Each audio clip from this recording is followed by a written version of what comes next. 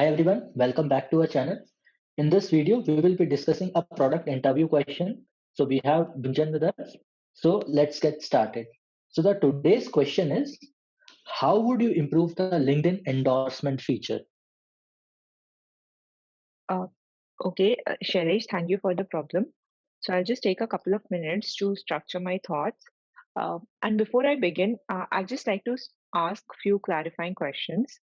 So, Yeah, firstly, you can go ahead. okay, yeah.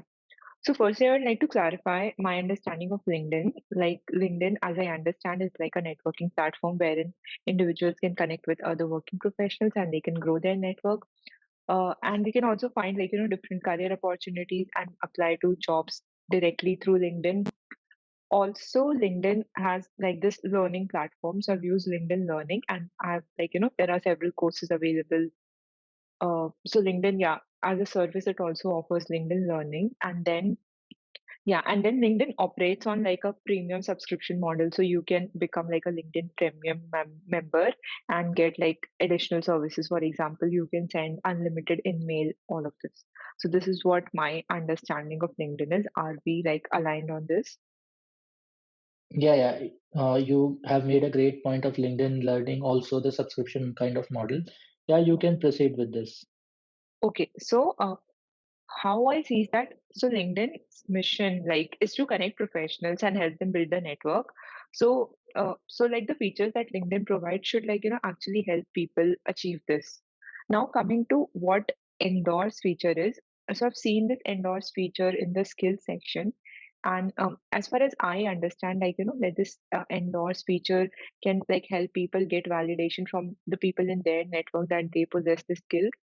uh, for it, I mean, like it can just help in trust building, that let's say you can call it out that because this skill has been endorsed by so and so people, so there's kind of an affirmation from other people also. This is how I look at the endorsement feature. uh, Yeah, so basically, LinkedIn endorsement, according to you, is a trust marker on the platform so that that other people can come on to that and see it is like if people have this skill and people have endorsed this, so it's kind of trust building to other people who are coming on to your profile or something. Yeah, you can correct. go ahead. Yeah. Now, talking about improvement, so here what I'm thinking is, see, one could be that, the users are not able to maybe discover the endorse feature, and hence they are not utilizing it. So maybe discovery could be one issue. The other could be that people are able to see this feature, but they are still not adopting it and they're not feeling engaged with it. And the third could be that the already existing people, I mean, who are using endorse, but they're still not. I mean, LinkedIn is not able to retain them. So what I'm thinking is, I mean, also talking from my personal experience, uh, like as of now, I mean, although I see that feature, but I still don't feel much engaged or I don't find value in it.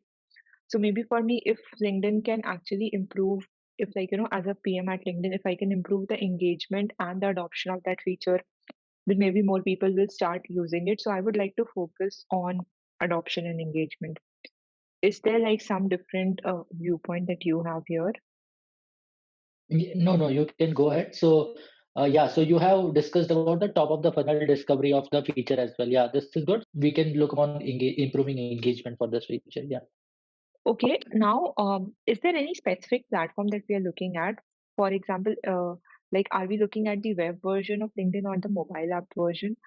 What I'm thinking is maybe I can focus first on the mobile app version, as more people use it in mobile rather than web. So, is that like a fair assumption?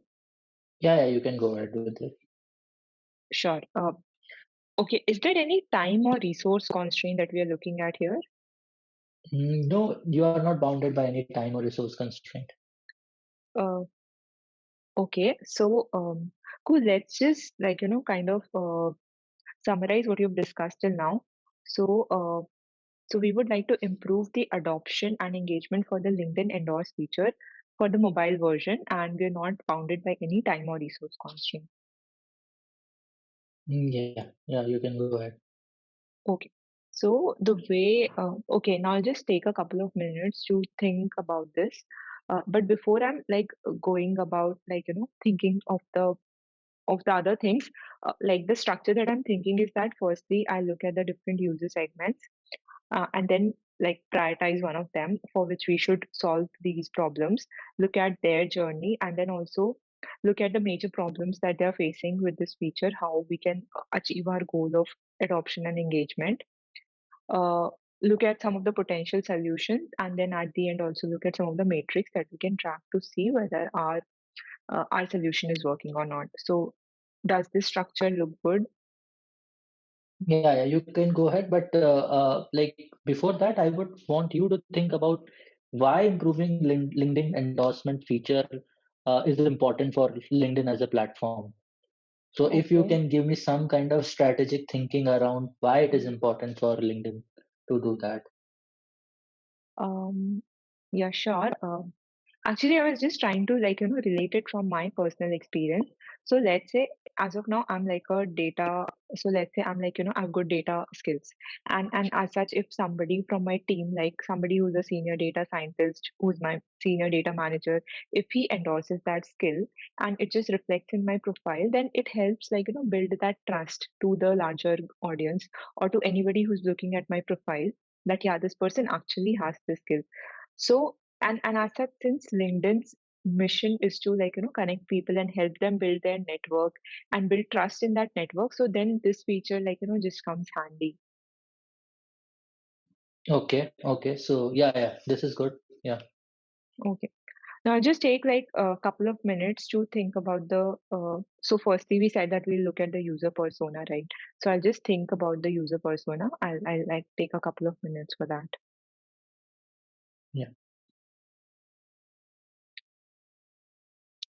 Uh, Okay, so just trying to like think out loud. What I'm thinking is like, for example, LinkedIn has different players. Like they could be job seekers also. Then there are like one who's actively looking for a job. Then there are job recruiters also, obviously, who are like hiring candidates very actively. But then other than this, there are also people who are just there on LinkedIn to maybe network with others. Like they're not actually actively looking for a job as of now, but they're there to build their strong network. Uh, and maybe there are people who are just there to influence, so they'll post content, they'll consume a lot of content. So if I can just recap the user personas that I've thought of is one is job seeker, one who's like actively looking for a job and applying and connecting with recruiter. The other could be the one who's like just there to build their network and connect with other people. And then there could yeah, so this will be the second one. The third one could be people who are just there to learn or engage with content. They can also be there to write content or consume content. So these could be like either knowledge seekers, you can call them, or maybe influencers, both of them. Okay. And then yeah, and then there could also be, and then there are obviously job recruiters who are like actively posting jobs. Maybe we can also think about advertisers who are there, just to build awareness about their brands and they'll post ads on LinkedIn. Uh, now, okay, now thinking about actually which user persona will find value in this feature. So, how I'm again thinking is, see, recruiters will only find value in this feature once, the people who are applying for job have enough skills which are endorsed to showcase. Unless that is not there, the recruiters will not find value in this. So maybe first of all, I think I can go ahead and prioritize the ones who are like looking for a job. And once you've solved the problems for them, then can we think of how we can basically build it for other people. So are we like aligned on this? Yeah. So basically, first you wanted that job hunters or job seekers can put some skill, get it endorsed, then only recruiter will say it or find the value or find right kind of talent. Yeah, Okay, yeah, yeah, you can correct. go ahead. Okay. Okay, just thinking about the user journey of a person who's looking for a job. So, firstly, they'll create their account on LinkedIn. Then they will list all their details. They will list their experiences, skills. Then they'll get endorsement of their skills from the network. they'll also apply for jobs. Then they'll apply, they'll go through the interview process, and then finally they might either get selected or rejected, and then the whole process repeats. So, Okay. Yeah. so now just trying to think through as to what could be the different problems or the pain points that this person is facing in the journey. So even trying to relate from my personal experience. So as of now, like I don't think it's very important for me to maybe update my skills on LinkedIn. Like the section that I actually focus on so the section that I actually focus on is usually work experience. Like I feel that that is one of the sections which will be the most noticed, and I don't like actually update give importance to updating my skills. Uh, the second is that sometimes I don't even know whether that skill should that actually be updated. Is it actually adding any value or not? Uh, Okay. and then even as we speak, as of now, I I've not never reached out to people saying that can you endorse me. So it's most of the time been like, okay, if some of my friends have endorsed me and I've also endorsed them back. So as of now, like I'm not really comfortable in reaching out to people and asking them to endorse me for my skills. And see, even if like I reach out to people and then like I get some endorsements, the point is that I don't see any value as of now. Like I've not seen that okay, somebody has actually noticed or it has benefited me in some way. So maybe that value thing, I don't find it personally also. So basically, what you're saying is like you don't realize the importance of LinkedIn endorsement. If even if you get endorsement from a lot of your social professional networks, but how it is benefiting you in your professional journey, that is not like you haven't realized the value, right? Correct. So as of now, see, I've not got also many endorsements, but the point is that I've not seen much value. That's why I did not go ahead and actually focus on getting endorsement. Okay, right. So which of these pain point you want to prioritize? Yeah, I'm just actually thinking about this. Hmm. See, what I'm thinking is even if I I update my skills and everything, but as long as I'm not getting them endorsed, so the actual problem that we are trying to solve here will not get solved. So what I'm thinking is the actual problems, at least from an endorsement point of view, is that like as of now, I'm not comfortable to reach out to people who can endorse me, or as of now, I don't realize the value of endorsement. So to achieve the goal that we are trying to solve through this problem, I would like to prioritize the last two problems, that is number three and number four. Okay. Okay, so the first problem that we discussed was as of now, like I'm not comfortable to reach out to people, right? Uh, so here I'm thinking, what actually, I mean, how can LinkedIn actually help me? Like, let's say as soon as I update a skill, so what LinkedIn can do is that LinkedIn sends a notification to my network saying that, I mean, this skill has been updated, so I endorse her for the same. So maybe, through this, people will actually, yeah, know that, yeah, this skill has been updated and they can endorse me. But the other thing is, it can sometimes maybe just spam people because like uh, see, everybody will not anyways be endorsing me. So so maybe if there is an option that I can just send it to relevant folks. Like let's say as of now I'm working in a company and I've gotten that skill while working in that, so maybe to people who are connected with me while I'm working in this company. Like for example, if I'm working in whichever company, so, or if I got it during my MBA, so the folks who were part of my MBA curriculum, so if they get a notification and if they can endorse me, so this can kind of So reduce basically, the. what you are trying to say is what you're trying to say is like whatever the notification should not be sent to entire professional network, but whatever the skill you have acquired through some tenure, maybe in education or your working professional life. So the people, the professional network connected to that should get the notification. That is Yeah, what you wanted to correct, communicate here. correct, yeah. Okay, go ahead. Mm. The other solution that I'm thinking. Yeah, so as I was saying, like as of now, I don't know like whom I should reach out to for endorsement. So if like as soon as I update my skill, if like LinkedIn can give me like an option to request endorse, and then I can send it to folks and write like a common message that please endorse me for this feature, or maybe not a common message. I can customize it also, saying that we worked together. So for example, if I'm asking somebody for an endorsement in product management, so I can say that we work together to launch this product or design the strategy for this product. Can you please endorse me for this skill? And then so basically that person will also have context as to why I'm asking this to him. And then let's say if I'm reaching out to somebody senior in my company, then I'll have one line of justification to give them that this is why I'm telling you to endorse me. Okay. uh, Yeah, one more thing that comes to my mind is, as of now, what if LinkedIn can only suggest me, okay, that these are the folks that you should reach out to? For example, because LinkedIn knows, right, that, okay, this is the tenure when I got the skill. Like, for example, if I was in my MBA college and then I acquired that skill, so the people who could be relevant for that. So if LinkedIn only suggests me itself that these are the folks, then it will become even more easier for me, right? Yes, yes. Okay. Okay. Yeah, I think maybe we can think of solving the next problem.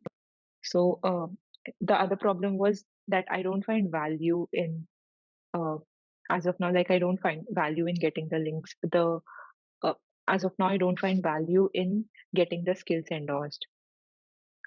So first is that I'm thinking that like how can actually LinkedIn make it valuable? So let's say sometimes I get this notification from LinkedIn that your profile is being noticed, or uh, like you know these your recent connection is noticing your profile, something of that sort. So in similar way, if LinkedIn can notify a user that the recruiters are noticing your skills and maybe tell them that your endorsed skills are more likely to be noticed, so then this will push me or anybody who's actively applying for a job to kind of get those skills notified, because they know that yeah, there is some value in it. Okay. Yeah. Yeah. The other thing is based on this reward that like a lot of other platforms also follow. For example, like once if I cross like a certain threshold for endorsements, so LinkedIn can then provide me like a badge which will help me showcase the skill. For example, if if for example my SQL skills, so they are like endorsed by 25 connections, so then LinkedIn can provide me like a silver badge or something. And then I can it can also be, I mean, it can enable me to share it with my network. So then that will help me get it more noticed within my network. And then I'll see some value in it, right? Okay. So you are thinking about positive reinforcement kind of solution in that. Correct, correct. Yeah. Okay. Go ahead. Hmm. The other thing that I'm thinking is see, while job searching, also there are certain skills that are matched. So, if for example, when I'm submitting any job application through LinkedIn, then if LinkedIn, lets the recruiters know that, for example, if the job requires some XX skills and I already have those skills as my endorsed skills, so LinkedIn can let the recruiters know that. This person has these skills endorsed, and these are what you also required in your job description. So this will make it like this will increase the chances of that person being at least being like you know I mean the application of that person being selected. Yeah. So I think like some part of it, I don't know, but I'm guessing that some part of it LinkedIn is actually doing, because whenever you are applying for a job, it says that it actually matches to your profile. Maybe from the skill basis, they are telling this kind of prompt, but they can improve using like endorsement. If you have got endorsed by senior people, it may rank your profile, it may rank your basically profile for a particular job higher the order.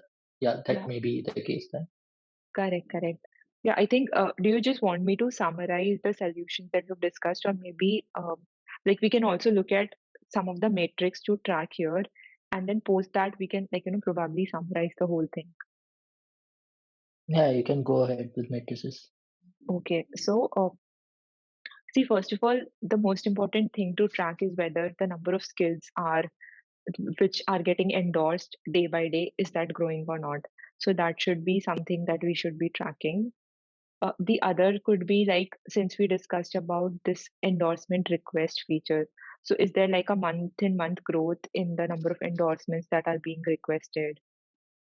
Or like how many people are Yeah. qualifying for that batch for endorsement skills could also be like one of the other metrics that we can look at. Yes, yes. Um,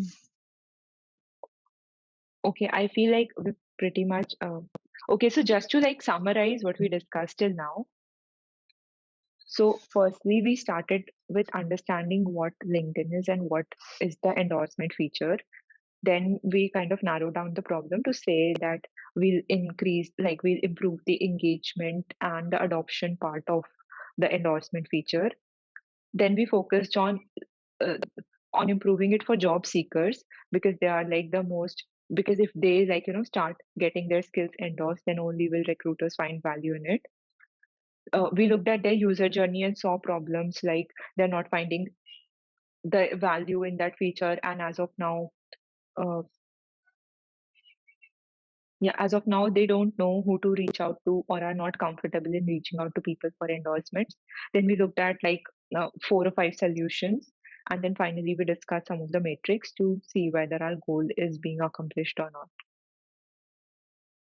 Okay, okay. Yeah. So yeah, so it was a great discussion. Uh, you have done a great job, but you could have done like prioritize the solutions because you have given three solutions for each of the pain point. But if you Okay. could have prioritized one of the solution, that would be great. Yeah. So that was a good discussion. Uh, yeah. Okay. Thank you. Thank you.